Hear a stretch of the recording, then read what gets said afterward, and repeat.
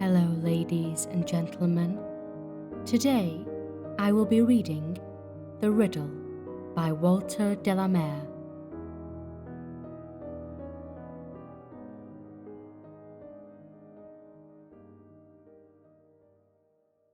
The Riddle by Walter de la Mare.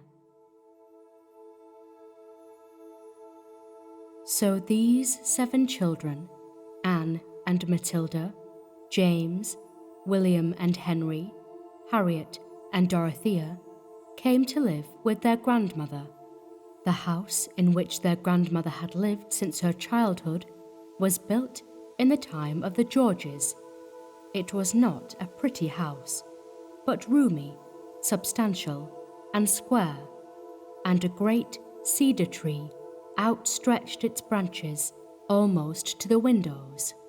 When the children were come out of the cab, 5 sitting inside and 2 beside the driver, they were shown into their grandmother's presence. They stood in a little black group before the old lady, seated in her bow window, and she asked them each their names, and repeated each name in her kind, quavering voice.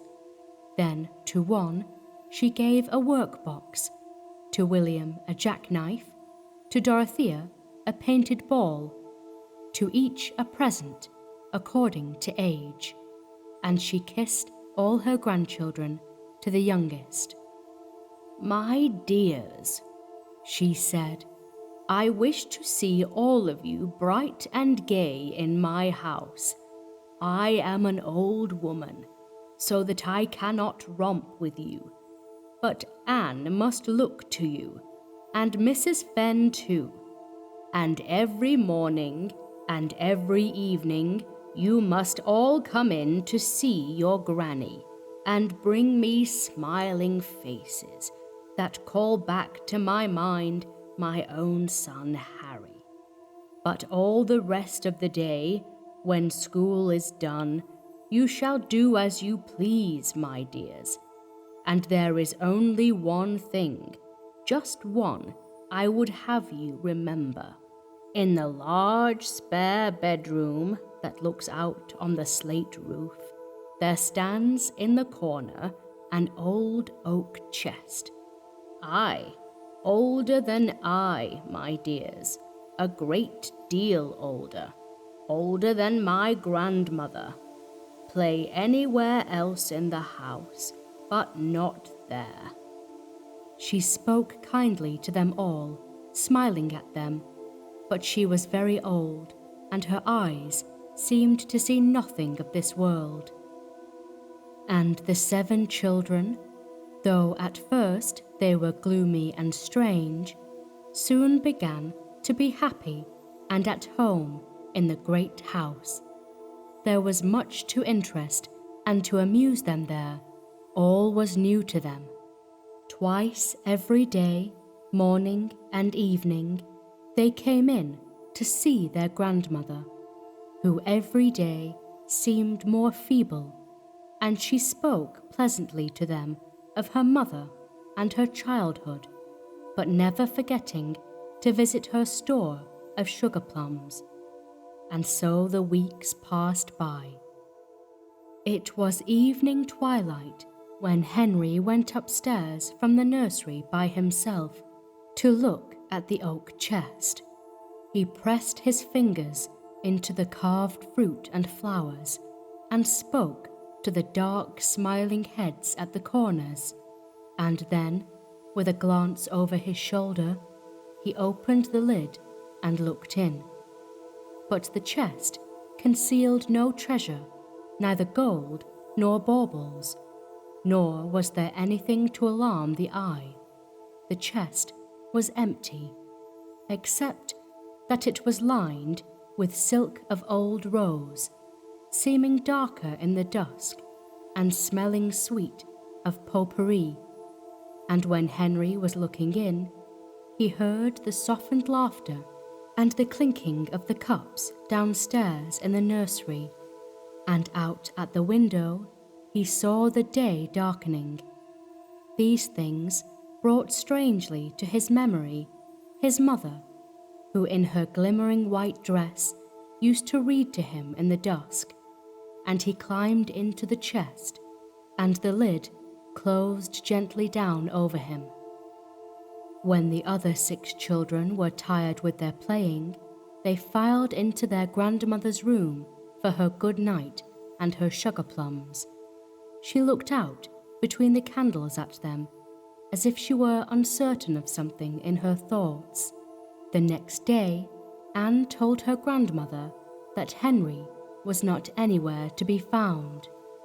"Dearie me, child, then he must be gone away for a time," said the old lady. She paused. "But remember, all of you, do not meddle with the oak chest." But Matilda could not forget her brother Henry, finding no pleasure in playing without him. So she would loiter in the house, thinking where he might be, and she carried her wooden doll in her bare arms, singing under her breath all she could make up about it. And when one bright morning she peeped in on the chest, so sweet-scented and secret, it seemed that she took her doll with her into it, just as Henry himself had done. So Anne and James and William, Harriet and Dorothea were left at home to play together. "Some day maybe they will come back to you, my dears," said their grandmother. "Or maybe you will go to them. Heed my warning as best you may." Now, Harriet and William were friends together, pretending to be sweethearts, while James and Dorothea liked wild games of hunting and fishing and battles. On a silent afternoon in October, Harriet and William were talking softly together, looking out over the slate roof at the green fields, and they heard the squeak and frisking of a mouse behind them in the room. They went together and searched for the small, dark hole from whence it had come out, but finding no hole, they began to finger the carving of the chest and to give names to the dark, smiling heads, just as Henry had done. "I know. Let's pretend you are Sleeping Beauty, Harriet," said William. "And I'll be the prince that squeezes through the thorns and comes in." Harriet looked gently and strangely at her brother, but she got into the box and lay down, pretending to be fast asleep, and on tiptoe William leaned over, and seeing how big was the chest, he stepped in to kiss the Sleeping Beauty and to wake her from her quiet sleep. Slowly the carved lid turned on its noiseless hinges, and only the clatter of James and Dorothea came in sometimes to recall Anne from her book. But their old grandmother was very feeble, and her sight dim, and her hearing extremely difficult. Snow was falling through the still air upon the roof, and Dorothea was a fish in the oak chest, and James stood over the hole in the ice, brandishing a walking stick for a harpoon, pretending to be an Eskimo. Dorothea's face was red, and her wild eyes sparkled through her tousled hair, and James had a crooked scratch upon his cheek. "You must struggle, Dorothea, and then I shall swim back and drag you out.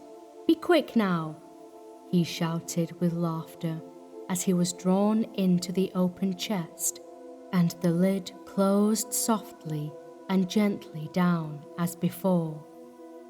Anne, left to herself, was too old to care overmuch for sugar plums, but she would go solitary to bid her grandmother good night, and the old lady looked wistfully at her over her spectacles. "Well, my dear," she said with trembling head, and she squeezed Anne's fingers between her own knuckled finger and thumb. "What lonely old people we two are, to be sure." Anne kissed her grandmother's soft, loose cheek. She left the old lady sitting in her easy chair, her hands upon her knees and her head turned sidelong towards her. When Anne was gone to bed, she used to sit reading her book by candlelight. She drew up her knees under the sheets, resting her book upon them. Her story was about fairies and gnomes, and the gently flowing moonlight of the narrative seemed to illumine the white pages, and she could hear in fancy fairy voices. So silent was the great many-roomed house, and so mellifluent were the words of the story. Presently she put out her candle, and, with a confused babble of voices close to her ear, and faint, swift pictures before her eyes, she fell asleep. And in the dead of night she rose out of her bed in dream, and with eyes wide open, yet seeing nothing of reality, moved silently through the vacant house, past the room where her grandmother was snoring in brief, heavy slumber. She stepped lightly and surely down the wide staircase, and Vega, the far shining, stood over against the window above the slate roof. Anne walked into the strange room beneath, as if she were being guided by the hand towards the oak chest.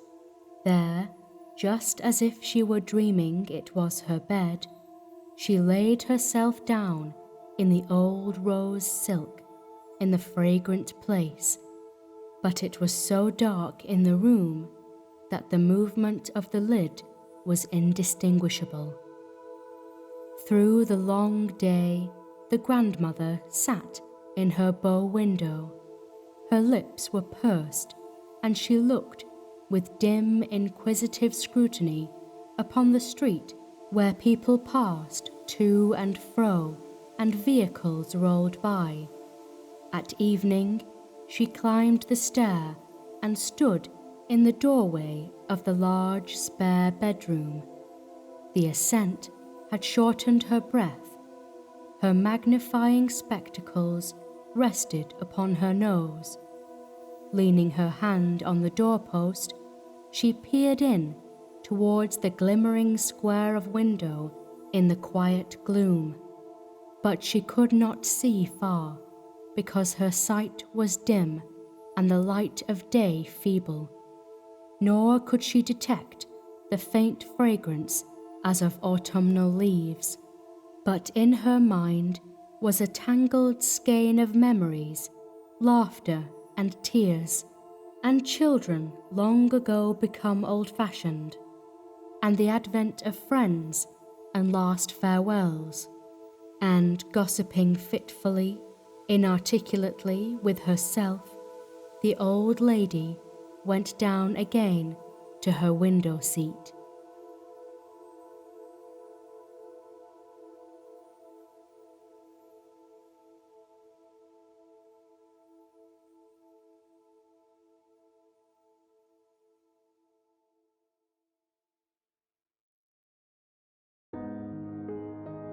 Thanks for listening. If you enjoyed this reading, follow the links on screen to other readings here at HorrorBabble. Until next time,